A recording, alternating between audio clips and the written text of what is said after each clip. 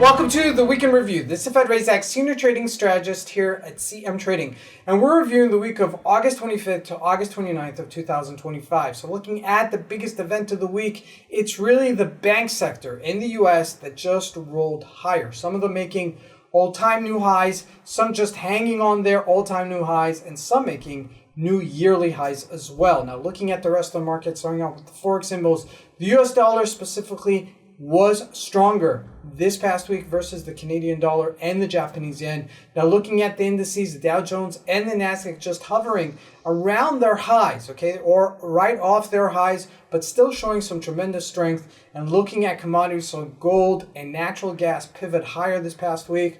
Now looking at the stocks, it wasn't across the board. It was very stock specific and included Google, Tesla, and obviously Bank of America, JP Morgan being on its highs, but all of them pivoted higher this past week. And lastly, looking at cryptocurrencies from week to week, Bitcoin remains unchanged.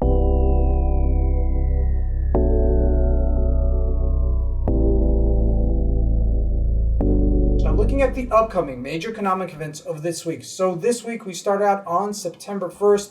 From the United States, the U.S. markets will be closed in observance of the Labor Day holiday. Now on Tuesday, September 2nd, from the United States, we have an ISM manufacturing PMI number coming out. And on Wednesday, September 3rd, from Australia, we have a gross domestic product, GDP number coming out. And from the United States, a JOLTS job opening number coming out. Now on Thursday, September 4th, we have from the United States an ISM services PMI number coming out. And lastly, on Friday, September 5th, from the United States, we have a non-farm payroll big number for the month of September that reflects really on August. And lastly, we have unemployment change numbers from Canada. So that's it on the Week in Review. We'll see you here next week, everybody. Have a good weekend.